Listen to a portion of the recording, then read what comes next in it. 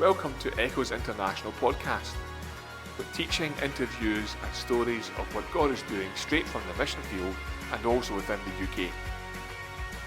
For more podcasts, stories and opportunities to get involved, check out our website at echoesinternational.org.uk and our other social media channels. Good morning. Great to be here. Thanks for coming.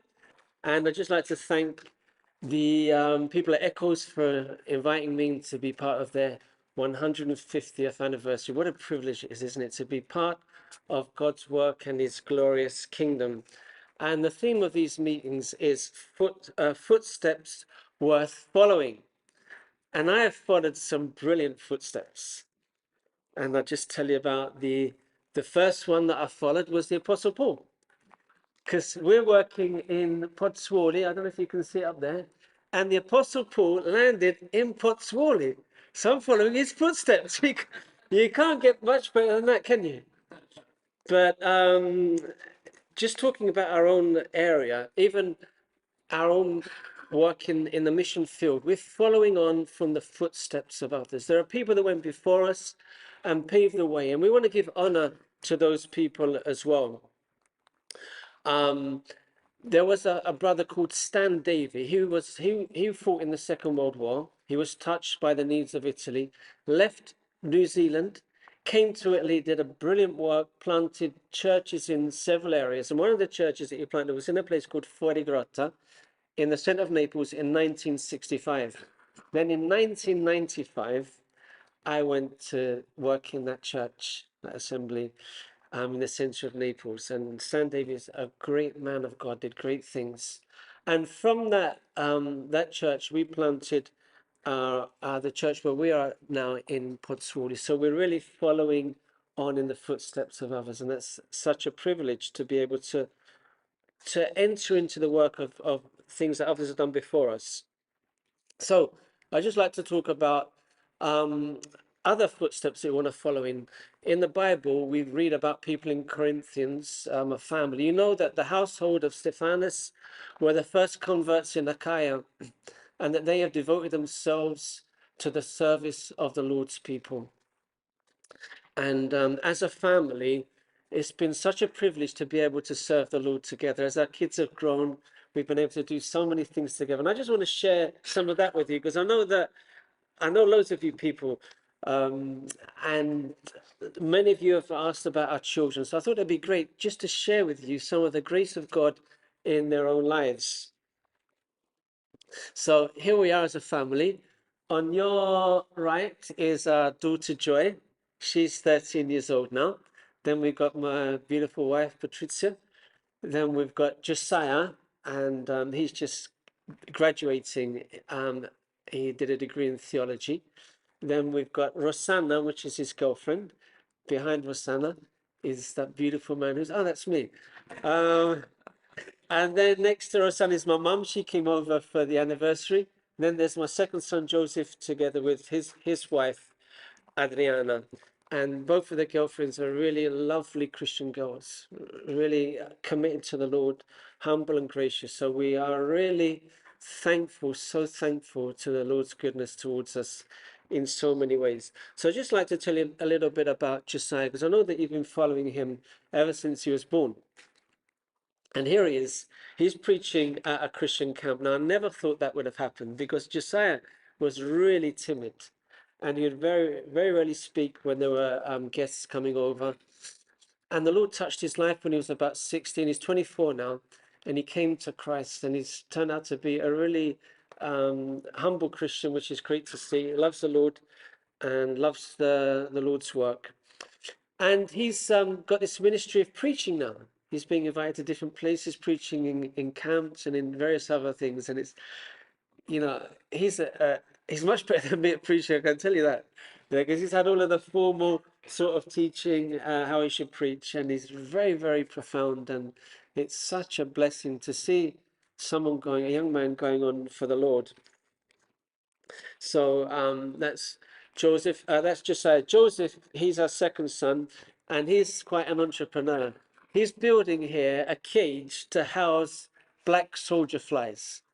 I don't know if you ever heard about black soldier flies. It's the future, or at least his idea that he was gonna, he was gonna collect all of the organic waste of all Putswally and get loads of money for doing all of this. And he wanted to invest that as well in mission. He loves mission, and so he bought, I think it was something like 40,000 maggots of these black soldier flies.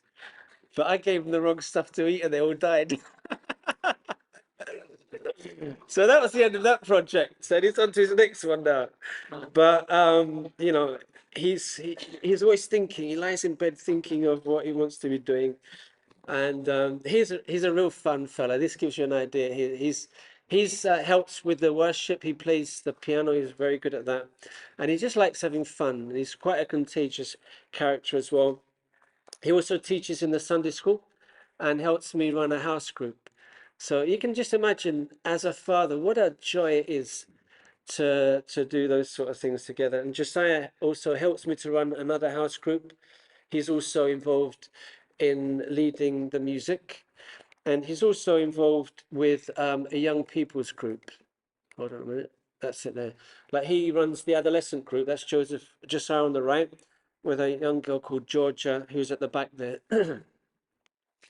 So it's great to see them get involved in different ministries and really being at the heart of the church, seeing how they love the church and they give themselves to that. So, just together with you, I just want to thank the Lord for his goodness and his grace to us in so many ways. So here's our daughter Joy. She's cooking. She likes cooking. She likes cooking cakes and cooking all sorts of things. And she's an adolescent, so she's just turned 13. So you can imagine we have tantrums, and I'm learning how to be a parent again. I thought I was doing quite good as a parent when I brought up my boys, but now I've got a girl. I haven't got a clue, man. I'm telling you. Now when she starts screaming, I think, I don't know, man. I wasn't expecting that. So anyway, she's a sinner like the rest of us. So we're just praying that the Lord will help us. So yeah, and she spends a lot of time with her mum doing different things together, as I did with my boys. So I'm really thankful that for Joy, and praying for her salvation. So she's part of this adolescent group, and this will just give you an idea of how Italy has changed. Because when I went to Italy in 1995, you would hardly find anyone that was divorced, and no one lived together. People would wait till they got married and then set up home and live together. Now, there's so many divorces. In fact, where our kids go to school, there are very few that have still got mum and dad at home. Like, that's in 25 years. How the society has changed, completely changed. And in this group here, the only children that have got both parents at home are those that are members, whose parents are members of our church.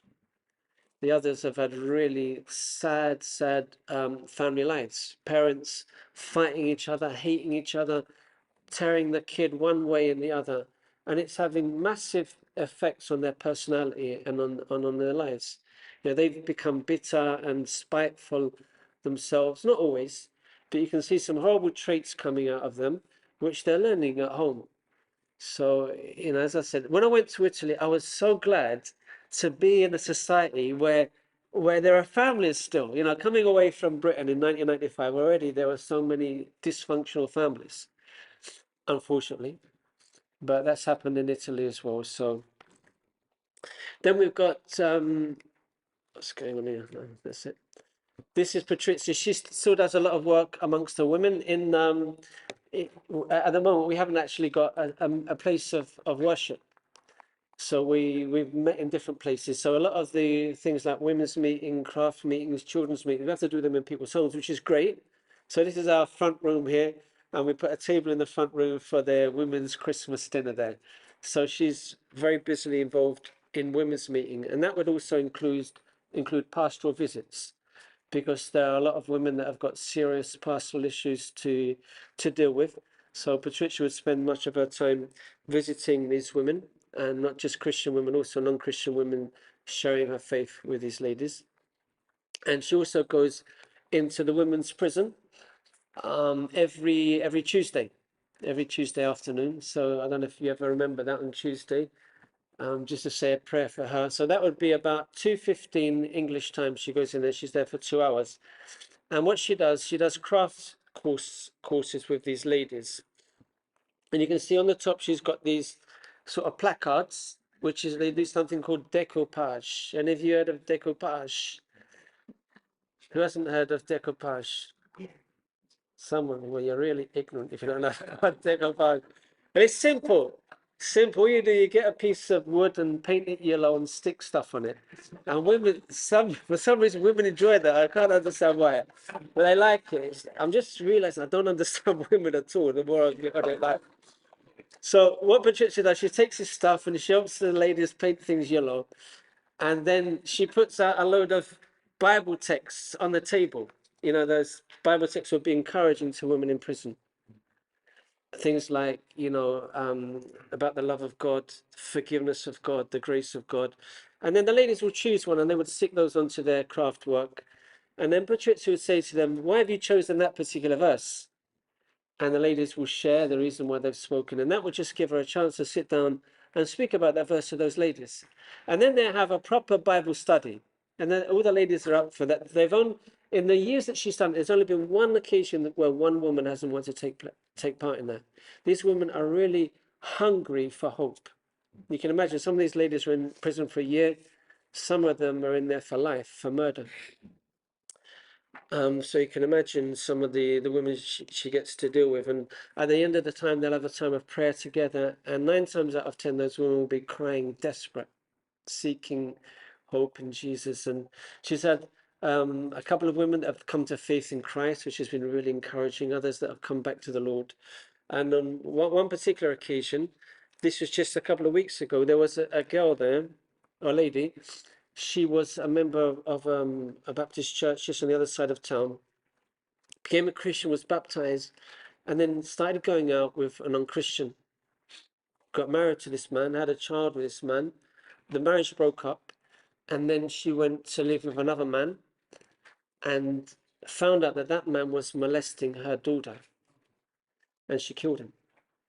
And she ended up in prison. Can you imagine that? And well, thankfully, the Lord, our God, is a redeemer, and is redeeming that situation. That lady's coming back to the Lord now, and she's had the news that her daughter is going to an evangelical church in Rome. So the Lord hasn't forgotten about that family. He continues work. So Patrizia, what she gets like a 4-week window where those women come, 4 of them at a time, for 4 weeks, where she's got 4 weeks to share with them the gospel. Then she'll probably never see them again. So we're also praying, and you might like to pray for this, about the possibility of going in once a month and having a formal church service, because the Catholics have their church service, and we've made an application, and because of COVID, it was thrown out, but we're going to reapply so that we can have a meeting with songs, testimonies, and preaching, in the hope that many of those women that Patricia's come to know over the years will come down and join in with that service. So she does a great work, and she's working together with this girl called Alessandra. So, as missionaries, one work that a missionary should do, he should be trying to work himself out of a job, right? So Patricia's trying to help this other young lady, Alessandra, to get involved in that, as I'm trying to do with my own kids and other people, giving more and more responsibility to these different people. Now, another work that is very close to the hearts of many, and again, it's following the footsteps of others, because missionaries often have gone into areas where there's need and help people in their basic needs, and then been able to preach the gospel to them. So there's I don't know. This is the verse that Peter said to Paul, and they asked that we should continue to remember the poor, the very thing that I'd been eager to do all along. And there are some people in our church that have grown up in poverty, and strangely enough, those are the ones that have got the biggest heart towards the poor. And I'd just like to speak to you about this family. Some of you know them already. This is the family of Stefano. He's a co-elder in our church, and he's a co-worker as well. And just briefly to talk about his home life and how that helped him to have a love for the poor. He grew up in dire poverty. His dad was a poker player. He earned a lot of money, but he spent that and what he didn't have, borrowed money to play poker. And they'd been thrown out of their house twice. And the Christmas before we met them, this was really sad that they were all around the table. You know, at Christmas time, people like get really greedy and that they start eating so much. And you know, we're all like at Christmas, we've got a massive turkey on the table. They have seafood instead, and like a massive table full of food and whatever. And there they were without any food, without any electricity, without any presents. Stefano's mum and him and his brother and sister, and the mum was crying. And Stefano was about 12 years old, and his brother and sister were trying to comfort the mum. Well, the Lord came into that family, and they all got converted, one at a time, and brought stability. And so then the father was, instead of spending his money on gambling, bought some books for his kids, something they'd never done before. So he started to do well at school, and he is doing a master's degree in philosophy now. He's teaching in the Rome Bible School, and he's got a tremendous gift of preaching. So that's how the Lord has redeemed that family. And again, when he saw these migrants coming over, you've probably seen the photos or on the news, these migrants that come over in the ships, and many of them die in the waters. And seeing that him and a few others that had grown up in poverty had a desire to help other poor people. So they would go down to these migrants about twice a week, give them breakfast, give them some food for the day and some clothes. You know, we're not resolving their problem, but they're trying to help and show them that there's someone that loves you. You know what it's like to be a migrant. You can imagine, turn back to Britain, like when the first wave of migrants came over. Think about the racism that there was, the hostility towards migrant people. Well, that's what it's like for migrants now in Italy, because they've never had these migrants at all. It was Italians that migrated into other countries, like into England. But now that they were receiving migrants, they're saying they're taking our jobs. The same things that they were saying in Britain, they're saying in Italy now. And, you know, they receive racism and some bad things. So these members of our church are going to minister to them and show them love. And here's another lady, Noemi. She's got a real heart for the migrants as well and for the poor. Because when she was a girl, she suffered a lot of poverty because her dad was an alcoholic, her husband was an alcoholic, her son was an alcoholic as well. And she suffered abuse and poverty and hunger. And again, she loves these migrants and goes on. And she was saved out of a really bad situation of depression and hostility in her own home. And the Lord has redeemed that home as well. So, you know, it's just to give you an idea that what the first missionaries did at the beginning of Echoes, you know, going into Africa or India, whatever, and helping the poor to bring the gospel. It's the same thing that's happening today. Following in those same footsteps. You know, maybe we're not going into a virgin territory. There've been Christians there before, but there are still poor that need to be served, loved, and poor people often are open to the gospel. And there's Josiah as well. He loves to go down to these immigrants. He spent a time in Guinea-Bissau, 3 months, and learned to love and help the poor as well. Now, this fellow on the right here, he was an alcoholic. This is Noemi's son, that Peruvian lady that we saw in the last photo. And he was really aggressive towards his mum. He treated her really, really badly. Had a terrible drink problem. He came to know the Lord. And when he came to know the Lord, he wanted to help other people who had alcohol problems. So him and this group started a work amongst the homeless people. There's a big homeless community in Naples. So they would make about 60 or 70 lunches or dinners for them and go down and reach out to this poor homeless community. It's really sad, the conditions in which these people live. Now, Paul says in 1 Corinthians chapter 9, yes, I try to find common ground with everyone, doing everything I can to save some. And this is something that we've really found to be important, finding common ground where we can meet with people, bridges into the community so that we can seek to share the gospel. And something we've used often is football. I don't know if you know, but I'm a brilliant footballer. Yeah, I'll tell you the truth. I gave up football. I gave up football a few years ago. My son was saying, "Dad, come and play football." He said to me, "You're getting old." He said, "If you don't start playing football now, you're never going to start." So I went and turned up for the football match, and I didn't have a chance to warm up. And I lasted about 10 seconds. I tried to turn quickly, and I broke my what do you call it? That white stuff between your bones. What's that called? Cartilage. I broke a bit of cartilage off, and I was on what do you call them? Those things, crutches for a few months. Thanks, Joseph. So I've given up football. So Josiah now he's just started to take over the sports ministry. And sports ministry has been really important in reaching out to sports people, playing games with them, football, then afterwards going out for a pizza with them, watching football matches together, just building up relationships, building up trust. And it really is a tremendous opportunity to preach the gospel. Now, Josiah, I'd just ask you to pray for him because on the 25th of this month, he should be doing a course learning JavaScript, which is a computer program, because he hopes to work. He loves to get married. He's wanting to get married for a while now, but obviously studying, he can't do that. And if he gets to work, that means he can marry, and he would like to do some secular work. But his heart is in Christian mission.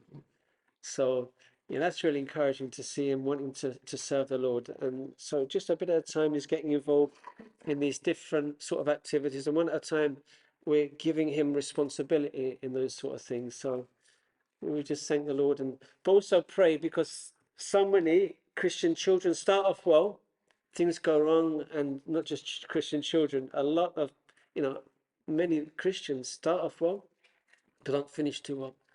So we're really keen not to give him too much responsibility and expose him too much, but would ask you please to pray for him. Other thing that we've been able to do, like special events, our church grew by means of these missionaries, these ministries, like bridge building ministries. We hardly saw anyone get converted through open air preaching, although we've always done open air preaching. Hardly anyone converted in church meetings, although obviously we do church meetings. Most people have been converted or been led to Christ or whatever, and got to know them through special events like things like football. Here we're doing a quiz night. Now, we've had karaoke nights. Can you imagine that? Me singing karaoke? It's embarrassing, I'm telling you. They always want me to sing, and I'm terrible at it. And, you know, cake competition evenings and quiz evenings and whatever, any evening possible, which is common ground, we'll do it. To invite people along, get to know them, and not always, but most of the time, we'll have a mini Bible message at the end, just to get people in to hear something of the gospel, and we'll try and build on that. Now, the sad thing is for us as well, especially as a community, we've had, for the last 5 years, we haven't had a building of our own. So we haven't been able to do hardly any of these special events. But we've found a new place to meet now, and those of you that are in the men's session, I'll tell you about that. But finally, after 5 years, we were able to have these special events again. We had one just a couple of weeks ago, quiz night, and it was a really special occasion. This is a neighbour of ours. We've invited her to so many things, and because it was a quiz night, she came along. And these are Joy's friends again. They were coming along to the adolescent group, but now they're coming to a meeting where they're adults. They get, getting to know more people. So these things can have a really good impact on people. Last thing I'd like to share with you very quickly is we're trying to get off the ground a video ministry, because I don't know if you know, a lot of people don't read anymore. People get their information now from YouTube, Instagram, and TikTok. So we thought we'd want to get involved in this thing, giving Bible messages or evangelistic messages through Pozzuoli, because Pozzuoli really lends itself to the gospel. It's an earthquake area. So we want to go down to the people and say, you know, did you hear about the last, did you hear the last earthquake? What were you doing? Were you afraid? Where are you going to find your refuge? And then in the end, you know, Psalm 46 talking about God is a help and a refuge, etc., etc. So also, this is called Lago d'Averno. It's a lake in Pozzuoli that Dante, who's like Italy's equivalent to Shakespeare, he called this the gate of hell. So again, it lends itself to the gospel. We'll do videos about that. This is a marketplace where Paul preached. Last of all, I'd just like to tell you about this church here. This is that church that Stan Davey planted in 1965. They were having huge problems in their leadership and they asked us to step in and help them. We've been helping them for the last 2 years and it has been mayhem. I'm telling you, it has been really, really hard. It's been oppressive, tiring, like meetings after meetings, trying to sort out problems, interpersonal problems. And it's really taken its toll on me as a person. It's made me tired. Honestly, I've lost some enthusiasm. I'm quite an enthusiastic sort of person. And I realized, hold on, something's going wrong with me here, because it was really getting me down, the whole situation. So I come over to England to have a bit of a rest. So I had a bit of a rest, which has been great. And I'm ready to go. But we just need God's help and grace to help, hoping that this church will raise itself up from the ashes. A lot of problems have been dealt with now. So we're in a good place and we hope things will go well. And this is our church as we are now. We'd be about 80 or 90 of us, including the kids. So the Lord has really blessed us during the years, and we're just hoping that we're going to be able to take off. We are actively involved in a building project for a Christian centre in Pozzuoli, which I'll tell you about in the men's meeting. So if any of you ladies are interested in that, I'm sure they'll do.